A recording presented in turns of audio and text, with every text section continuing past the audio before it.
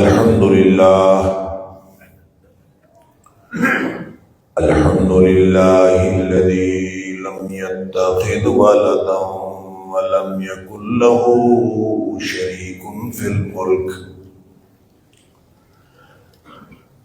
ولم يكن له ولي من الذل وكبره تكبيرا. الحمد لله نحمده ونستعينه ونستغفره ونؤمن به ونتوكل عليه ونعوذ بالله من شرور أنفسنا ومن سيئات أعمالنا. من يهده الله فلا مضل له ومن يضلل فلا هادي له. وأشهد أن لا إله إلا الله وحده لا شريك له. وأشهد أن محمدا عبده ورسوله صلى الله عليه وسلم أرسله بالحق بشيرا ونذيرا بين يدي الساعة. فمن يطع الله ورسوله فقد رشد واهتدى. ومن يعص الله ورسوله فقد ضل وغوى. فإنه لا يضر إلا نفسه ولا يضر الله شيئا. نسأل الله ربنا أن يجعلنا ممن يطيعه ويطيع رسوله ويتبع رضوانه ويجتنب سخطه. إنما نحن به وله. أما بعد فإن خير الحديث كتاب الله وخير الهدي هدي محمد صلى الله عليه وآله وسلم. وشر الأمور محدثاتها وكل محدثة بدعة وكل بدعة ضلالة وكل ضلالة في النار. اللهم إنا نعوذ بك من النار. فأعوذ بالله السميع العليم من الشيطان الرجيم من همزه ونفخه ونفثه. بسم الله الرحمن الرحيم. واعبدوا الله ولا تشركوا به شيئا وبالوالدين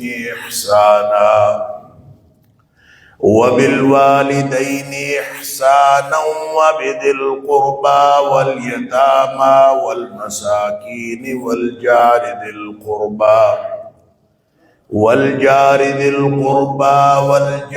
الجنب والصاحب بالجنب وابن السبيل وما ملكت أيمانكم. إن الله لا يحب من كان مختالا فخورا. اور بندگی کرو تم سب اللہ کی، وَلَا تُشْرِكُوا بِهِ شَيْئًا، اور اس کے ساتھ کسی کو کسی طرح بھی شریک نہ ٹھہراؤ. اور والدین کے ساتھ اچھا سلوک کرو، اور رشتہ داروں کے ساتھ بھی، اور یتیموں اور مسکینوں کے ساتھ بھی، اور رشتہ دار ہمسایوں کے ساتھ بھی، اور اجنبی ہمسایوں کے ساتھ بھی اچھا سلوک کرو، اور جو پہلو کا ساتھی ہے یا رفیق سفر ہے یا رفیق زندگی ہے اس کے ساتھ بھی اچھا سلوک کرو، اور مسافروں کے ساتھ بھی، اور جو تمہارے ماتحت لوگ ہیں ان کے ساتھ بھی اچھا سلوک کرو۔ بے شک اللہ اس شخص کو پسند نہیں کرتا جو شیخی بگاڑنے والا اور فخر کرنے والا۔ صدق اللہ العظیم۔ اللہ کریم نے جس طرح کا معاشرہ ہم سب کو تشکیل دینے کا حکم دیا ہے، وہ معاشرہ حقوق و فرائض پر مبنی معاشرہ ہے، اس لیے کہ مل جل کر رہا جا ہی نہیں سکتا، کوئی معاشرہ بن سکتا ہی نہیں جہاں ایک دوسرے کے اوپر حقوق و فرائض عائد نہ کیے جائیں۔ لیکن اللہ کریم نے جو حکم دیا ہے وہ مطالبہ حقوق کا نہیں، یہ حکم نہیں ہے کہ مثالی معاشرہ تب تشکیل پائے گا جب تم ہر شخص اپنا اپنا حق لینے کے لیے اٹھ کھڑا ہو، کہ اگر کوئی تگڑا ہے اقتدار کے اعتبار سے یا پھر مال و دولت کے اعتبار سے، تو وہ تو اپنا حق چھین کے لے لیتا ہے، پھر باقی لوگوں نے اپنا حق کیسے لینا ہے؟ جب معاشرے کے اندر گنگا الٹی بہنے لگے اور لوگ سب اپنا اپنا حق چھیننے لگے، تو طاقتور اپنے اقتدار کی بلبوتے پر اپنا حق چھین لے گا، جو دولت والا ہے وہ اپنے دولت کی بنیاد پر لے لے گا، تو عام آدمی جس کے پاس اقتدار بھی نہیں ہے، جس کے پاس دولت بھی نہیں ہے، وہ کیا کرے؟ تو اس سے پھر پوری دنیا میں رواج پڑا کہ یونینز بنا لی جائے، ایسا کر لیا جائے کہ اگر ایک عام فرد جو ہے اس کی کوئی حیثیت نہیں ہے تو وہ پھر اپنے ہم خیال یا ہم طبقہ افراد کی ایک یونین بنا دے، تاکہ یہ سب مل کر ایک جتھا بنے، اور وہ قوت جو حق چھین لینے کے لیے ضروری ہے وہ ان کو قوت حاصل ہو۔ لہذا پوری دنیا میں رواج یہی ہے، اور سٹرائکس ہوتی ہیں، احتجاج ہوتا ہے، لوگ باہر نکلتے ہیں، جلسے ہوتے ہیں، جلوس ہوتے ہیں، اور سب کچھ کس لیے ہوتا ہے کہ ہم نے اپنا حق لینا۔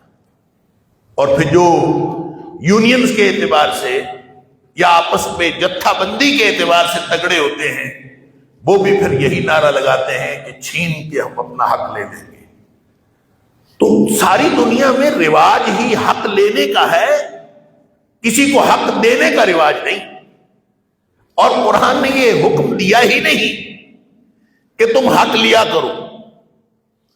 جو حق نہیں دیتا یہ اس کا گناہ ہے۔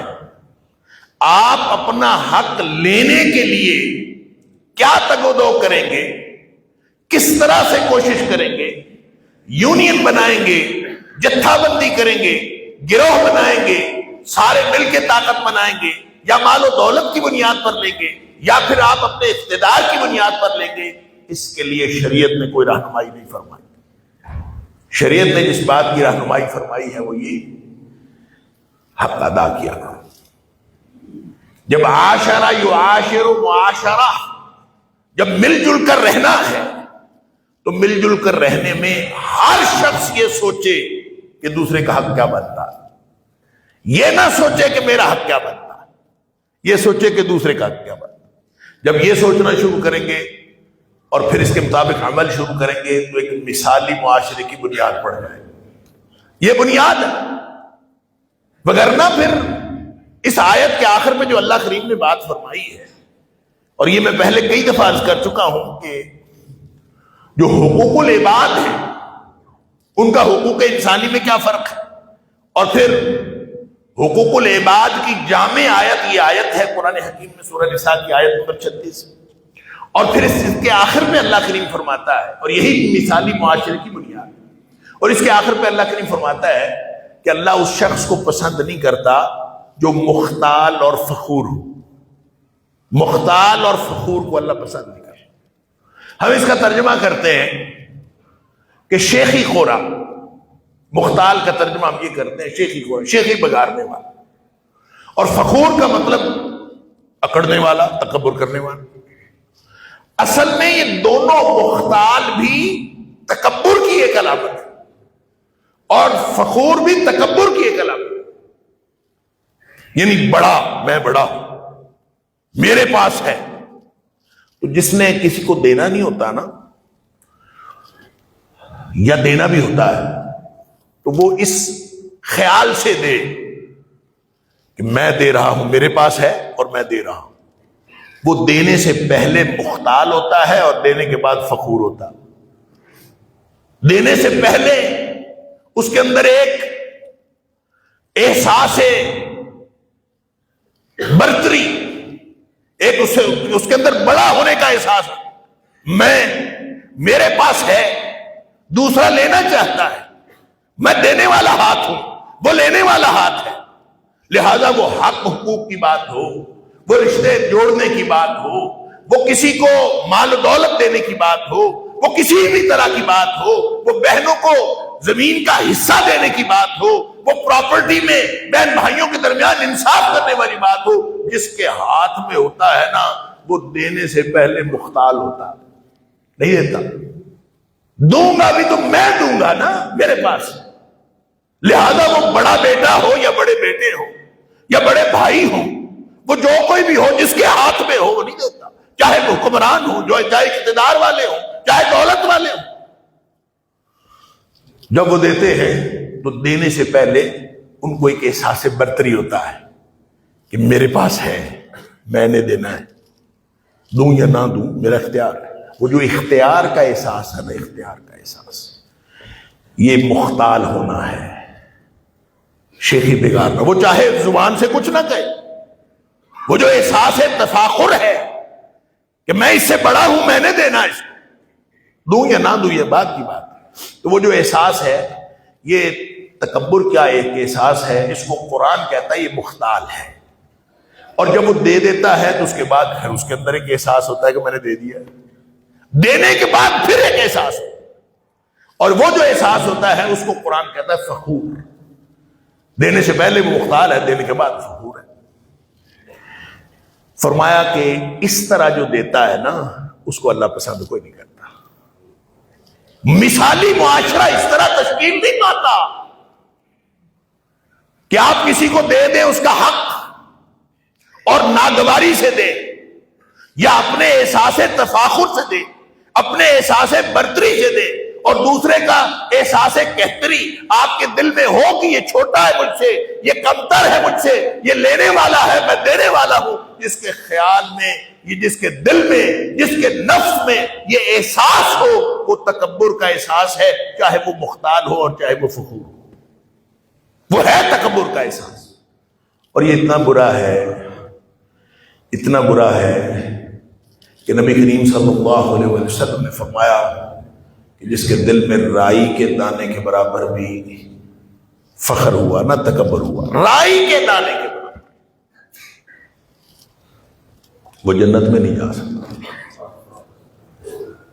جنت حرام ہے اس شخص پر جس کے دل میں تکبر۔ اس لیے میں نے عرض کیا تھا کہ جو بنیاد ہے نا معاشرے کی، مثالی معاشرے کی بنیاد، وہ خیر خائی پر ہے۔ الدین النصیحہ، میں نے پورا جمعہ اس بات پر پڑھا کہ بنیاد کیا ہے؟ نصیحہ، خیر خائی بنیاد۔ اور خیر خائی کرے گا تو اس کو یہ احساس ہوگا کہ اللہ نے مجھے دیا ہے، شکر کرے گا، احساس شکر پیدا ہوگا، احساس فخر کی بجائے، احساس برتری کی بجائے اس کو احساس شکر پیدا ہوگا کہ اللہ نے مجھے سبب بنایا ہے اس کو دینے کا، مجھے اللہ نے ذریعہ بنایا۔ لوگ دین کی خدمت کر رہے ہوتے ہیں، ہم نے یہ کیا، ہم نے اتنا کام کیا، ہم نے اتنا، انا للہ و انا الیہ، ہم چیز کیا ہے؟ ہم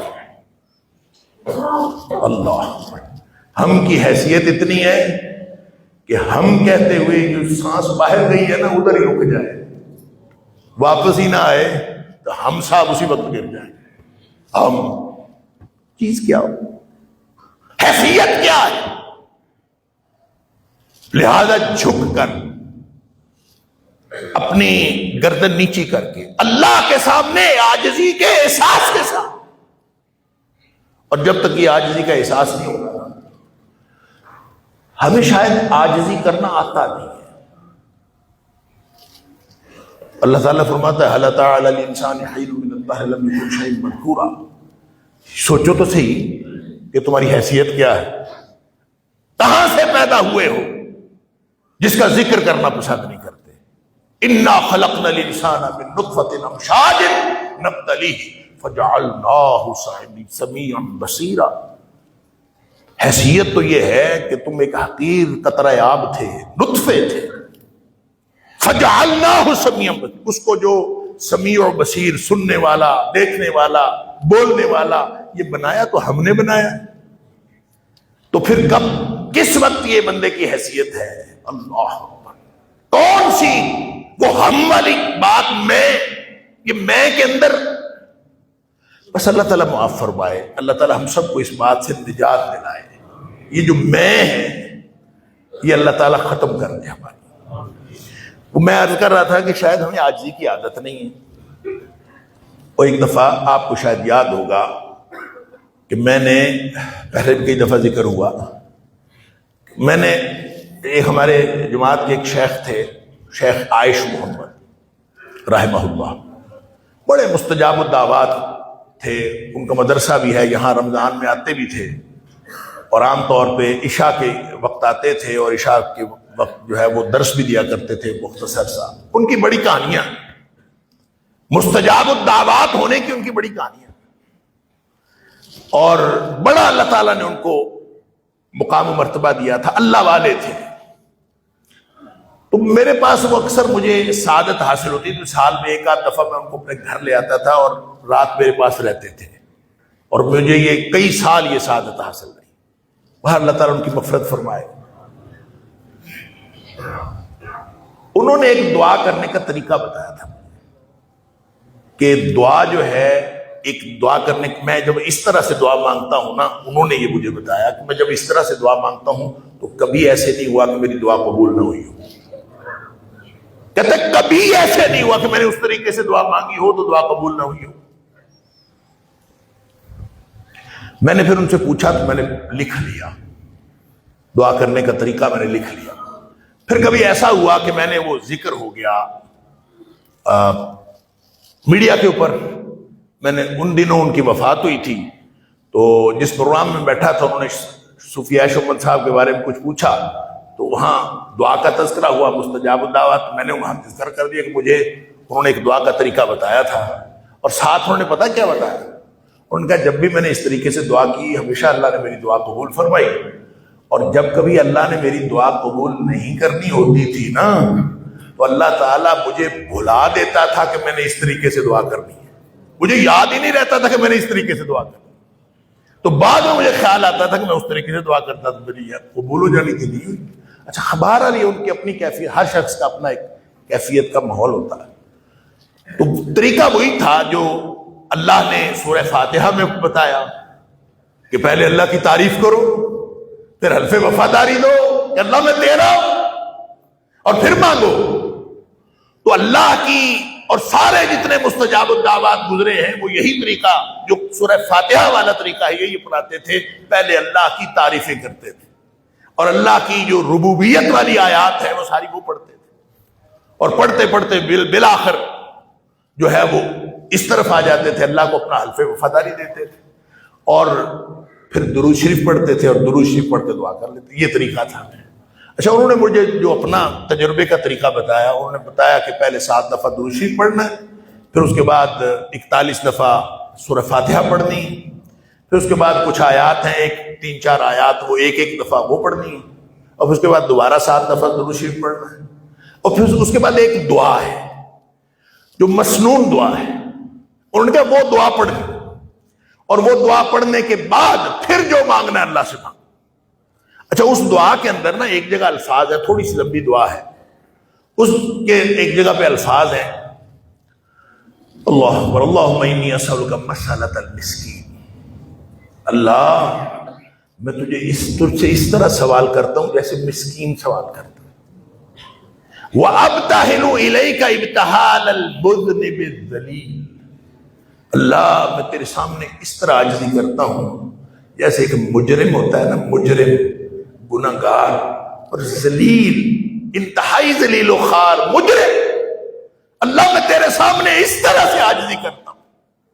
وَأَدْعُو إِلَيْكَ دُعَاءَ الْخَائِفِ الضَّرِيرِ، اللہ میں تیرے سامنے اس طرح کی دعا کرتا ہوں جیسے ایک نابینا ہو جس کو کچھ نظر نہیں آ رہا اور خوف زدہ ہو۔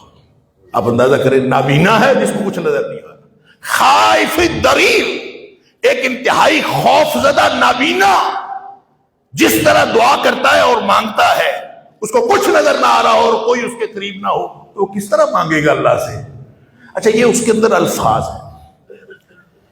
تو میں ایک گاؤں گیا ان دنوں، تو وہ میڈیا پہ چونکہ آیا تھا، پھر میڈیا والوں نے اس کو دعا کو ٹھیک طرح سے کر کے سکرین پہ بھی لوگوں کو بتا دیا اس طرح مانگتے ہیں، اس طرح۔ اچھا، میں ایک گاؤں گیا تو مجھے ایک شخص ملا، اس نے کہا وہ جو آپ نے دعا کا طریقہ بتایا تھا نا وہ بڑا اچھا ہے، اور میں نے ایک دعا میری بڑے عرصے سے پھنسی ہوئی تھی، میری خواہش نہیں تھی پوری ہو رہی، تو میں نے اس طریقے سے کیا، اللہ نے میری دعا پوری کر دی، اللہ نے میری دعا قبول کر دی۔ لیکن وہ کہتا ہے مجھے ایک نا اشکال ہے۔ میں نے کہا کیا اشکال ہے؟ تو یہ الفاظ جو میں نے آپ کے سامنے بولے ہیں نا، اس نے یہ الفاظ بولے، وہ کہتے ہیں یار بندہ اتنا ہی ذلیل ہو جائے، بندے کو تو اللہ نے عزت دی ہے، تو بندہ اتنا ہی ذلیل ہو جائے کہ میں اندھا ہوں، میں نابینا ہوں، میں خوف زدہ ہوں، میں ذلیل ہوں، میں مجرم ہوں اور میں مسکین ہوں، اس طرح سے اتنا ذلیل؟ اللہ، گویا ہمارے کانسیپٹ ہی کلیئر نہیں ہے، اور بھائی اللہ کے سامنے ہم یہی کچھ ہیں، بلکہ اس سے بھی کم ہے، اللہ کے سامنے ہم اس سے بھی کم ہیں۔ جتنا زیادہ اللہ کے سامنے اپنے آپ کو چھوٹا بنا کے پیش کرو گے اس کو عاجزی کہتے ہیں، اس کو خشوع و خضوع کہتے ہیں، جتنا چھوٹا بنا کے پیش کرو گے اللہ کو اتنا پسند ہے۔ لیکن ہمارے یہ کانسیپٹس کلیئر نہیں ہیں، ہم کہتے ہیں لو جی وَلَقَدْ كَرَّمْنَا بَنِي آدم، اللہ تو فرماتا ہے میں نے بنی آدم کو عزت دی ہے، تو جس نے عزت دی ہے اس کے سامنے تو ہم وہی ہے نا، جس نے عزت دی ہے اس کے سامنے تو ہم وہی ہیں کہ سارا کچھ میں بول رہا ہوں تو اس کا دیا ہوا، کھڑا ہونے کی طاقت دی ہے تو اس نے دی ہے، اللہ اکبر، ہاتھ ہل رہے ہیں تو طاقت اس نے دی ہے، زبان ہل رہی ہے بولنے کے لیے تو اس نے طاقت دی ہے، سماعتیں بصارتیں سب اس کا دیا ہوا، وہ نہ دے تو میں ہوں کیا، میری اوقات کیا ہے؟ تو یہ اللہ کے سامنے یہ اظہار کرنا کہ اللہ میں ایسا ہوں، تو میرے اوپر رحمت فرما دے، پھر ہی تو دعا قبول ہوتی۔ یعنی آپ جب ایاک نعبد و ایاک نستعین کہتے ہیں تو اصل میں آپ کیا کہتے ہیں؟ آپ کہتے ہیں کہ اللہ میں صرف تیری بندگی کرتے ہیں اور صرف تجھ سے مدد مانگتے ہیں، اور جو عبادت ہے اس کا معنی پتہ کیا لکھا ہے علماء نے اور اہل لغت نے؟ عبادت کا ترجمہ پتہ ہے کیا لکھا ہے؟ الاطاعہ بالتذلل، اپنے آپ کو چھوٹا بنا کے بالتذلل، انتہائی حقیر بنا کے اپنے آپ کو جب کسی کی اطاعت کی جاتی ہے تو یہ عبادت ہوتی ہے۔ اسی لیے نبی کریم صلی اللہ علیہ وسلم نے کسی کے سامنے جھکنے سے منع کیا۔ کیوں چھوٹا بنائے؟ سب کے سامنے سیدھے کھڑے ہوں، جھکنا ہے تو صرف اس کے آگے، اور اس کے آگے جھکنا ہی نہیں ہے، پیشانی بھی رکھ دینی ہے، سب کچھ ہی اس کو سامنے۔ اللہ اکبر۔ رکوع میں جو نبی کریم صلی اللہ علیہ وسلم دعا فرمایا کرتے تھے کہ نبی کریم صلی اللہ علیہ وسلم جو مختلف دعائیں ہیں رکوع کی، اس میں ایک دعا آپ فرمایا کرتے تھے اللہم انی لک رکعت وبک آمنت ولک اسلمت خشع لک سمعی وبصری ومخی وعظمی ومستقل به قدمی. اللہ میں تیرے سامنے جھک گیا. رکوع ہے نا, اور رکوع کی کیفیت کیا تھی؟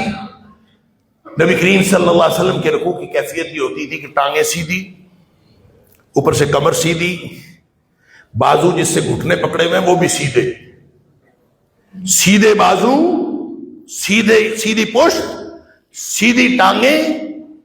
اب زمین پہ کیا لگا ہے؟ صرف 2 پاؤں لگے ہیں, 2 پاؤں زمین میں لگے ہیں, باقی سب سیدھے.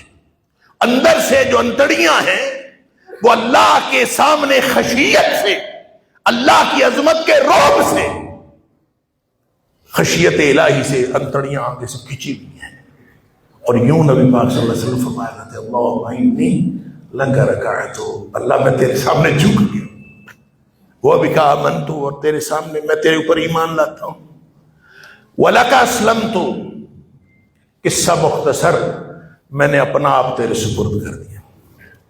ولک اسلمت, میں نے تیرے سپرد کر دیا. عام معروف معنوں میں یہ کہہ لیجئے میں نے اپنے آپ کو تیرا موتی و فرمانبردار بنا لیا. اب اگلے الفاظ سنی, خشع لک سمعی وبصری ومخی وعلمی. اللہ میری نگاہیں بھی تیرے سامنے جھکی ہوئی ہیں, میری سماعتیں بھی تیرے سامنے جھکی ہوئی ہیں, میری ہڈیاں بھی تیرے سامنے جھکی ہوئی ہیں, حتیٰ کہ میری جو ہڈیوں کا گودا ہے وہ بھی تیرے سامنے جھکا ہوا ہے. اللہ اکبر. وَمَسْتَقَلَّ بِهِ قَدَمِي, اللہ یہ جو 2 قدم نیچے ٹکے ہوئے نظر آ رہے ہیں نا, اللہ اس کے بغیر اس طرح کا رکوع ممکن نہیں تھا. یہ جو ٹکے ہوئے ہیں یہ بھی اصل میں تیرے سامنے جھکے ہوئے ہیں, یہ جو ٹکے ہوئے ہیں یہ بھی اصل میں تیرے سامنے جھکے. یہ عاجزی, اگر یہ عاجزی ہو اور اس طرح کی خیرخواہی ہو تو پھر مثالی معاشرہ تشکیل پاتا ہے. لیکن اگر مختال ہو اور فخور ہو, چاہے اس کی جیب میں 10 روپے ہیں, تو جو فرعون ہونا ہے نا, فرعونیت, یہ کوئی بادشاہ ہونا ضروری نہیں ہے فرعون ہونے کے لیے.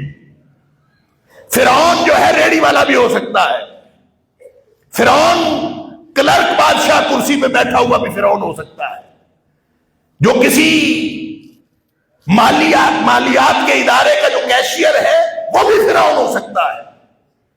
اور جو پھر بیوروکریٹ ہوتے ہیں, جو بڑے بڑے افسر ہوتے ہیں, وہ تو ماشاءاللہ بڑے بنائے فرعون ہوتے ہیں. ان کو تو ٹریننگ دی جاتی ہے فرعون بننے کی, کہ جب کوئی آپ کے دفتر میں بندہ آئے تو کسی بندے کو بندہ نہیں سمجھنا. اللہ اکبر. اور یہی حالات ہیں. اللہ ماشاءاللہ, اللہ تعالیٰ کسی کو ایمان دیتا ہے. تو بات میں جو کر رہا تھا وہ یہ, مثالی معاشرے کی تشکیل اور حق حقوق دینے دلانے کا جو معاملہ ہے, اس کا تعلق دل کی کیفیت کے ساتھ ہے. اگر دل کی کیفیت میں عاجزی ہے کہ میرے پاس اگر پیسے ہیں تو اللہ کے دیے ہوئے ہیں, میرے پاس اگر اقتدار ہے تو اللہ کا دیا ہوا ہے, آج ہے کل نہیں ہوگا.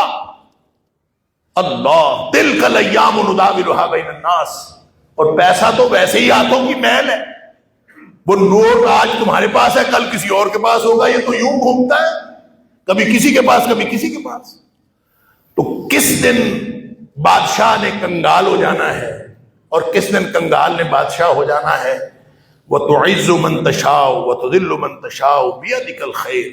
وہ جس کو چاہتا ہے وہ بادشاہ بنا دیتا ہے, جس کو چاہتا ہے عطا کر دیتا ہے, جس کو چاہتا ہے اسے چھین لیتا ہے.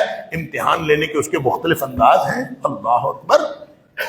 لہذا معاشرہ جو اگر تشکیل پائے گا تو وہ دل کے جذبات کے تحت. دل کے جذبات کیا ہیں؟ وہ ذرا بھی تکبر والے نہ ہوں.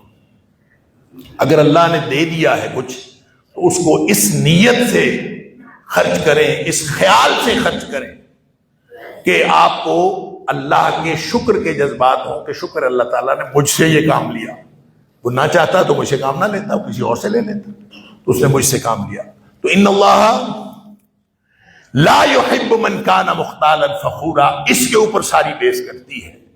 تو ہم نے آغاز کیا تھا, آج زیادہ وقت اسی پہ گزر گیا, ہم نے آغاز کیا تھا کہ توحید جو بنیادی معاشرے کا بنیادی نقطہ ہے, وَاعْبُدُوا اللَّهَ, تو سارے حقوق العباد کی بنیاد بھی توحید ہے، اور پھر اس کے بعد اللہ اور اس کے رسول صلی اللہ علیہ وسلم کے بعد جو سب سے پہلا حق ہے وہ والدین کا ہے۔ اور والدین کے بارے میں نے عرض کیا تھا کہ یہاں ہمارے ہاں کانسیپٹ یہ ہے، اور شریعت کا کانسیپٹ یہ ہے بھی درست، کیا کہ سب سے بڑا جو شارٹ کٹ ہے، شریعت کا یہ کانسیپٹ درست ہے، جو چند لوگوں کا ہے، بعض لوگوں کا ہے، بعض لوگوں کا نہیں ہے۔ سب سے بڑا شارٹ کٹ جنت کی طرف وہ یہ ہے کہ انسان محاذ جنگ پہ لڑتا ہوا شہید ہو جائے، سب سے بڑا شارٹ کٹ یہ۔ اور نبی کریم صلی اللہ علیہ وسلم نے فرمایا شہید کے خون کا قطرہ زمین پر بعد میں گرتا ہے، پہلے اللہ تعالیٰ اس کی مغفرت فرما دے۔ یعنی اتنا بڑا شارٹ کٹ، یعنی سیدھا جنت میں۔ اسی لیے اقبال نے کہا تھا شہادت ہے مطلوب و مقصود مومن، نہ مال غنیمت نہ کشمت کشائی، شہادت مل جائے تو اور کیا چاہیے، ڈائریکٹ جنت۔ اور اس کے بارے میں نے عرض کیا تھا کہ صحابی آیا اور اس نے آ کے نبی کریم صلی اللہ علیہ وسلم سے عرض کیا، اللہ کے رسول صلی اللہ علیہ وسلم میں وہ جنت والا ڈائریکٹ راستہ لینا چاہتا ہوں۔ ابایعک، اللہ کے رسول صلی اللہ علیہ وسلم میں آپ کے ہاتھ پر بیعت کرتا ہوں علی الہجرۃ والجہاد، جو آپ کہیں گے چھوڑ دوں گا، جو آپ حکم فرمائیں گے، جہاں آپ حکم فرمائیں گے جا کے لڑوں گا، میں اپنی جان بھی قربان کر دوں گا، اپنا مال بھی چھوڑ دوں گا، جو آپ حکم فرمائیں گے۔ ابایعک علی الہجرۃ والجہاد، میں نے پچھلے جمعے آپ کو یہ حدیث سنائی تھی۔ اس لیے میں کرنا چاہتا ہوں ابتغی الاجر من اللہ، میں اللہ سے اجر چاہتا ہوں، بس اور کچھ نہیں چاہتا، میں اللہ سے اجر چاہتا ہوں۔ اس لیے میں آپ پر، نبی پاک صلی اللہ علیہ وسلم نے پوچھا کہ تیرے والدین میں سے کوئی زندہ ہے، ماں یا باپ کوئی زندہ ہے؟ اللہ، اس نے عرض کیا اللہ کے رسول صلی اللہ علیہ وسلم دونوں زندہ ہیں۔ نبی کریم صلی اللہ علیہ وسلم فرمایا تبتغی الاجر من اللہ، تیری جنت تیرے گھر میں بیٹھی ہے اور تو اجر مانگتا ہے، تو اجر کے لیے میرے ہاتھ میں بیعت کر رہا ہے، جنت گھر میں بیٹھی، فرض ہے واپس جا، چلا جا، تو بیعت کرنے کے لیے آیا، واپس جا، اجر لینا ہے نا، واپس جا۔ فاحسن صحبتہما، جا کے اپنے والدین کے ساتھ اچھا سلوک کر، تیری جنت وہیں پہ ہے۔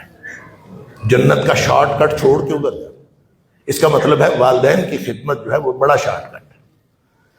ایک صحابی آیا، جاہمہ اس کا نام ہے، وہ آ کے عرض کرتا ہے اللہ کے رسول صلی اللہ علیہ وسلم اردت ان اغزو، میں نے ارادہ کیا ہے کہ میں جہاد پہ جاؤں، وقد جئت، میں آپ کے پاس آیا ہوں، ان استرشیرک، اس لیے آیا ہوں کہ آپ مجھے مشورہ دیں، مشاورت کرنے کے لیے، اس محاذ پہ جانا ہے، اس محاذ پہ جانا ہے، کب جانا ہے، کس وقت جانا ہے، کس طرح جانا ہے، کرنا میں نے جہاد ہے، میں جہاد کرنے کے لیے آپ کے پاس آیا ہوں، آپ سے مشورہ چاہتا ہوں، آپ مجھے پلان کر کے دیں کہ میں نے کدھر کو جانا ہے، کہاں مجھے لانچ کرنا ہے، مجھے اجازت دیں، میں مشورہ کرنے کے لیے آیا۔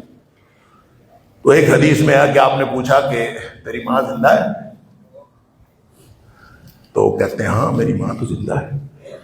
یہ ایک حدیث کی روایت عرض کر رہا ہوں، نسائی شریف میں فرمایا الزمہا، جا کے اپنی ماں کے ساتھ جڑ جا، چمٹ جا، ادھر تو جنت لینے آیا ہے، ان الجنت عند رجلہا، جنت تیری ماں کے قدموں کے نیچے ہے، ادھر جا کے جنت لے، ادھر نہ۔ اور دوسری حدیث میں حضرت جاہمہ فرماتے ہیں کہ میں نے جا کے نبی پاک صلی اللہ علیہ وسلم عرض کی اللہ کے رسول صلی اللہ علیہ وسلم جہاد کرنے کے لیے آیا ہوں، استشیرک فی الجہاد، میں آپ سے جہاد کے بارے میں مشورہ کرنے آیا ہوں، مشورہ دیجئے۔ آپ نے فرمایا والدین زندہ ہے، اس میں ماں کا ذکر ہے، اس میں دونوں کا ذکر ہے، والدین زندہ ہے۔